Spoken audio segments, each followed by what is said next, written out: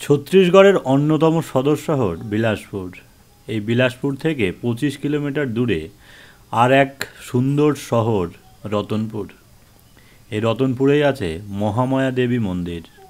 আসলে এই মন্দির একটি সতীপীঠ। এখানে নাকি মায়ের কাঁধ পড়েছিল। তো এই বিখ্যাত মহামায়া দেবী মন্দির আমার আজকের ভিডিওর বিষয়বস্তু। বন্ধুরা সঙ্গে থাকুন, দেখতে থাকুন, আশা করি খুব ভালো লাগবে।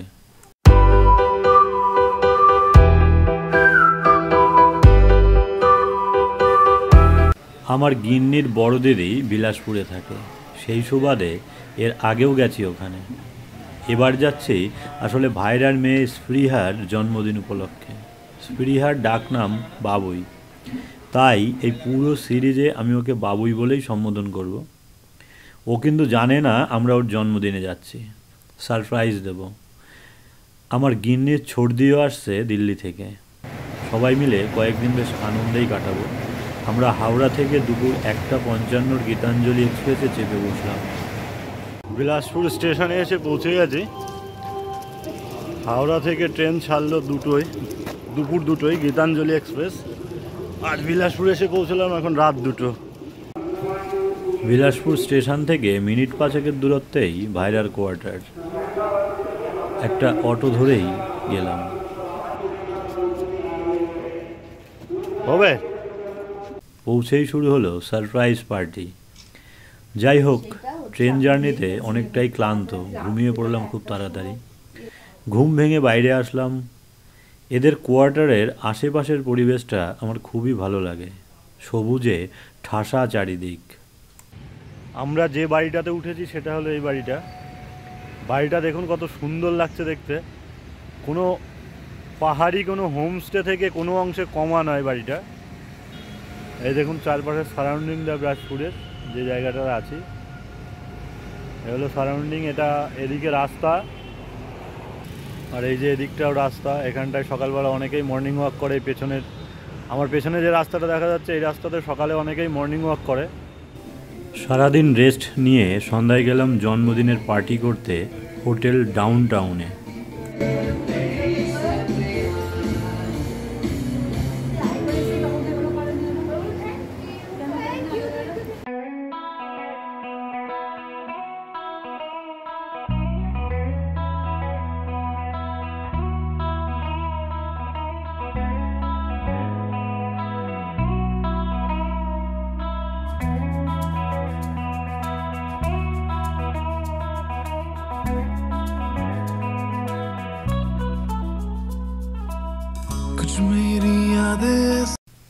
পরদিন গেলাম মহামায়া টেম্পল এবং কুটাঘাট ড্যাম দেখতে। বিলাসপুরের আশেপাশে যতগুলো দর্শনীয় স্থান আছে তার মধ্যে সবচেয়ে সুন্দরতম স্থান হলো কুটাঘাট ড্যাম। আমার যেটা সবচেয়ে ভালো লাগে। গতবার গেছিলাম, গত বছরের আগের বছর ফেব্রুয়ারিতে গেছিলাম। আর এখন যাচ্ছি বর্ষার পর বর্ষার মরশুমে। কারণ এই বর্ষার মরশুমে নাকি কুটাঘাট ড্যাম সবচেয়ে সুন্দর, ওর যে ভরা যৌবন সেটা লাভ করে। এই সবচেয়ে সুন্দরতম দৃশ্য দেখার জন্য যাচ্ছি। আর তাছাড়া এখানে বিলাসপুর থেকে 30 কিলোমিটার দূরে আছে রতনপুরে আছে মহামায়া টেম্পল। এই মহামায়া টেম্পল যে ভারতে 51 সতীপীঠ আছে, 51 সতীপীঠের একটা হলো মহামায়া টেম্পলও দর্শন করাবো। সঙ্গে থাকুন আর দেখতে থাকুন গ্লোব ইন গ্রিপ। আজ নিয়ে যাচ্ছে আপনাদের কুটাঘাট ড্যাম এবং মহামায়া টেম্পল দেখাতে। আশা করি খুব ভালো লাগবে। এই পেছনে আমাদের গাড়ি চলে এসছে। আসুন রতনপুর সম্পর্কে কতগুলি কথা জেনে নিই। বিলাসপুর থেকে রতনপুরের দূরত্ব 30 কিলোমিটার, সময় লাগবে 35 থেকে 40 মিনিট মতো। রতনপুর ছত্তিশগড়ের মন্দির নগরী বললেও ভুল বলা হবে না, কারণ এখানে মহামায়া মন্দির ছাড়াও আরও অনেকগুলি মন্দির আছে।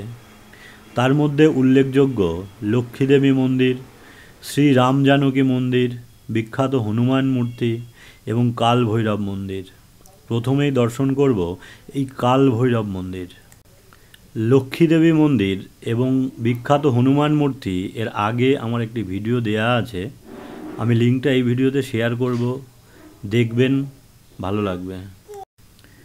ভৈরব বাবা নাকি সতী মায়ের দ্বার রক্ষা করেন, আর সেই কারণেই প্রথমে ভৈরব বাবাজিকে দর্শন করে অনুমতি নিয়ে মায়ের দর্শন করতে যাব।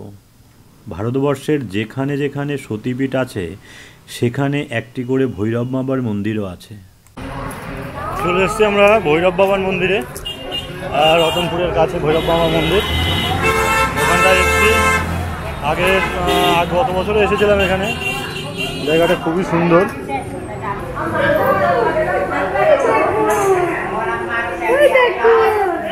মন্দিরের পরিবেশ দেখুন, খুবই ভালো।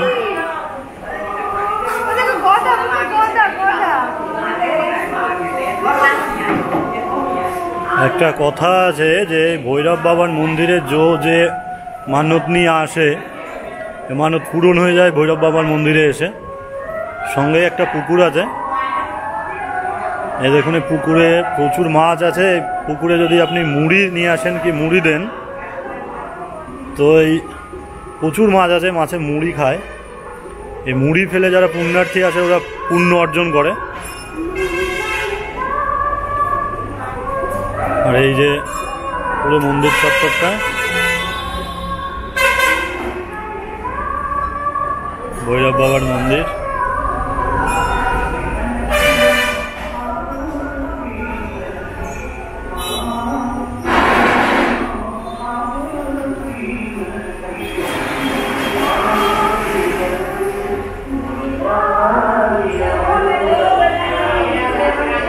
এখানে একটা মন্দির আছে, ভেতরে আরো দুটো মন্দির আছে। আর এই হলো পরিবেশটা দেখুন।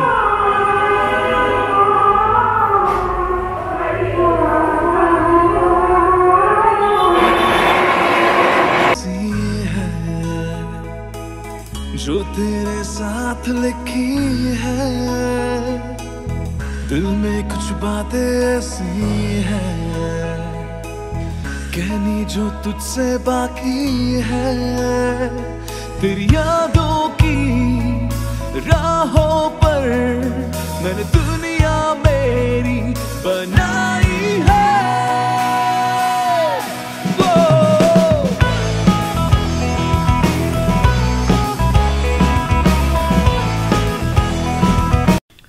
ভৈরব বাবা এখানে রুদ্ররূপে বিরাজমান আছেন।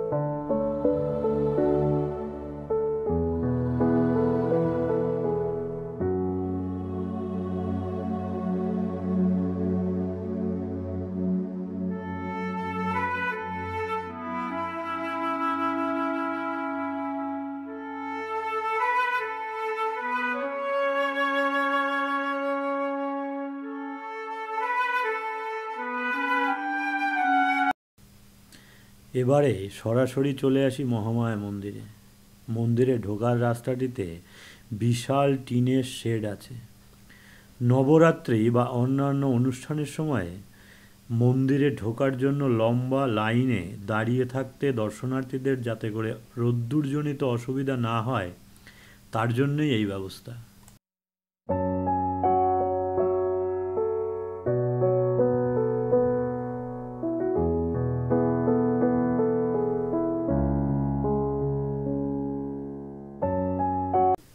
দক্ষিণ পূর্ব ভারতে যতগুলি হিন্দু মন্দির আছে তাদের মধ্যে অন্যতম এই মন্দির।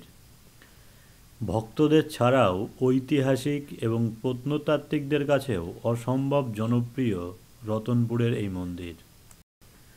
সবুজ পাহাড়ে ঘেরা এই রতনপুর শহরে 150টিরও বেশি ছোট বড় পুকুর রয়েছে। বছরে দুবার এই শহর জলে ভেসে যায়। শুধুমাত্র এই মন্দির চত্বরে রয়েছে 4টি পুকুর। বিলাসপুর অম্বিকাপুর রাজ্য সড়কের পাশেই অবস্থান মন্দিরটির। বিলাসপুর থেকে মন্দিরটির দূরত্ব 25 কিলোমিটার।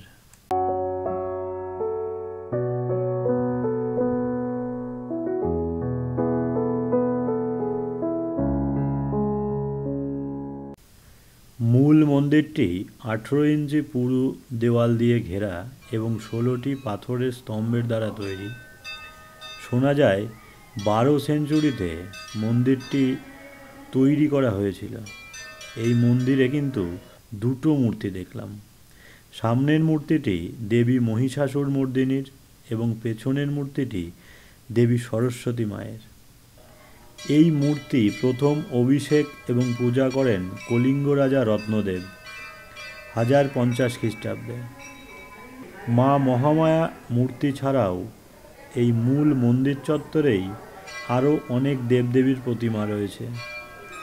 মহাকালী, ভদ্রকালী, সূর্যদেব, ভগবান বিষ্ণু, মহাবলী হনুমান, ভৈরব বাবা এবং ভগবান মহাদেব ইত্যাদি। প্রত্যেক বছর নবরাত্রি পালনের সময় সারা ভারতবর্ষ থেকে প্রচুর ভক্তের সমাগম হয় এখানে। তখন প্রচুর জ্যোতি কলস পুরো 9 দিন ধরে জ্বলতে থাকে। এই জ্যোতি কলস অখণ্ড মনোকামনা নবরাত্রি জ্যোতি কলস নামে বিখ্যাত। যদি কেউ এই অখণ্ড জ্যোতি কলস সব নিয়ম মেনে পালন করেন তাহলে নাকি মহামায়া তার মনোকামনা পূর্ণ করেন।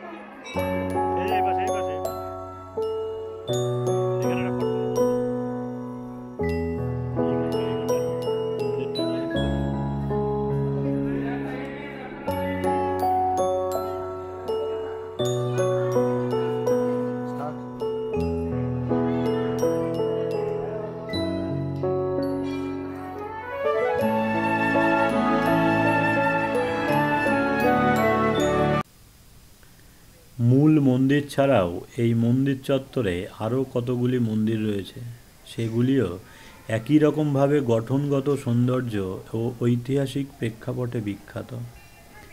তবে সবচেয়ে বিখ্যাত হল মহামৃত্যুঞ্জয় পঞ্চমুখী শিব মন্দির।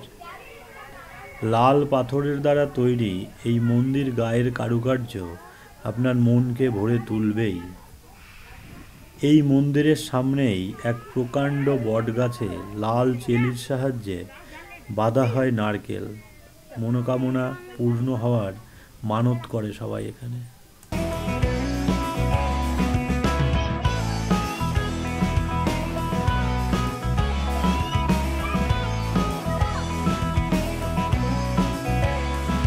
ज़हन में मेरे तेरे ही ख्याल आते हैं,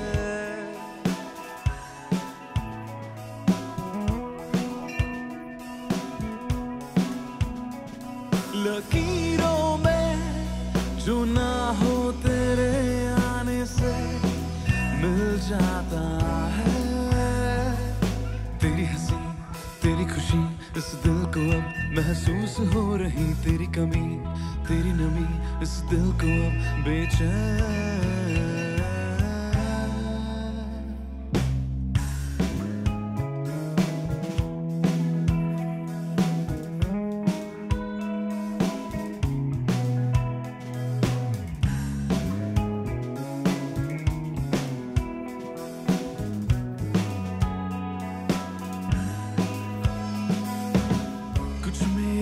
ऐसी है जो तेरे साथ लिखी है, दिल में कुछ बातें ऐसी है कहनी जो तुझ मुझसे बाकी है तेरी यादों की राहों पर मैंने दुनिया मेरी बनाई है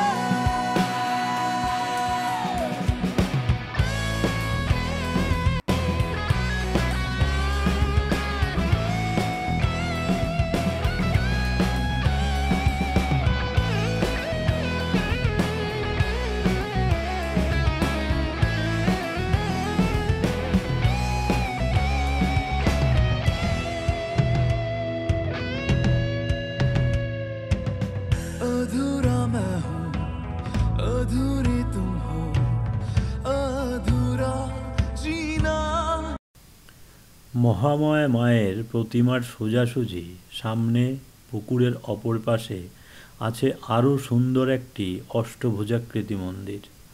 মন্দিরের দেওয়ালে খোদাই আছে বিভিন্ন চিত্র।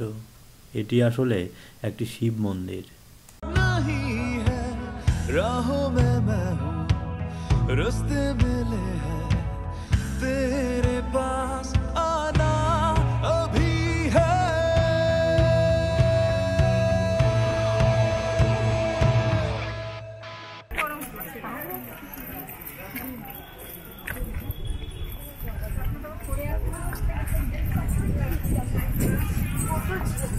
হয়তো আগে এটাতে কোনো ঠাকুর ছিল, কিন্তু এখন এর মধ্যে কোনো ঠাকুর নেই, অবস্থান নেই।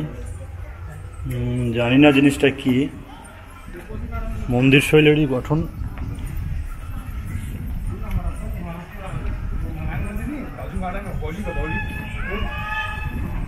এরকম মন্দির। महादेवाला मंदिर मागं होती अंदर मागं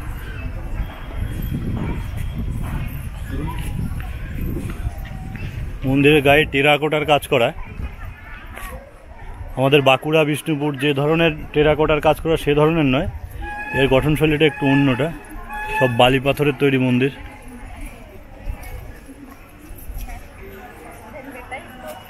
সবচেয়ে পুরনো মন্দির।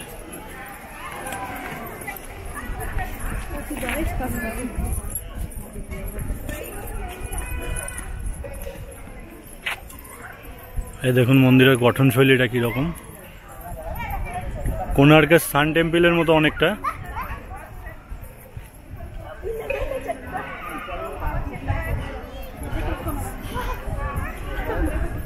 মন্দিরের গায়ে কিছু পাথরের খোদাই করা মূর্তি আছে। সম্পূর্ণ বালি পাথরের কাজের মন্দির।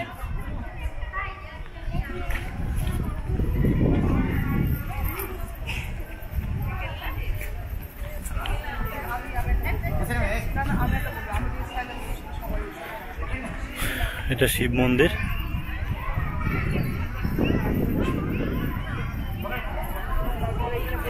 আর এই আমাদের টিম। ওই যে আমাদের টিমের সবচেয়ে বড় মেম্বার, সবচেয়ে এই আসতে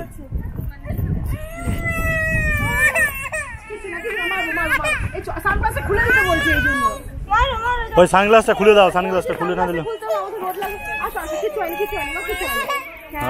দেখতে পাচ্ছ না বাবা, চোখ পুরো আচ্ছা আচ্ছা দাও আচ্ছা আচ্ছা আচ্ছা না না না না না এটা পড়বো না পড়বো মারবো মারবো মারবো মারবো মারবো জুতো খুলে গেছে, জুতো জুতো জুতো। আরে আমি দোষী, আমার পায়ে তো দিয়েছিলাম, দেখিনি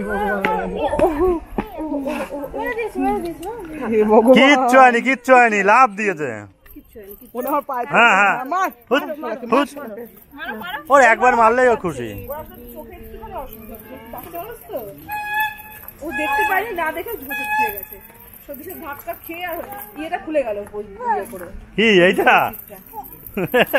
পড়ে গিয়ে লাগিয়ে দেয় ওকে চুড়িটা খুলতে পায় বড়। ওকে চটিটা পরে আনতে হতো।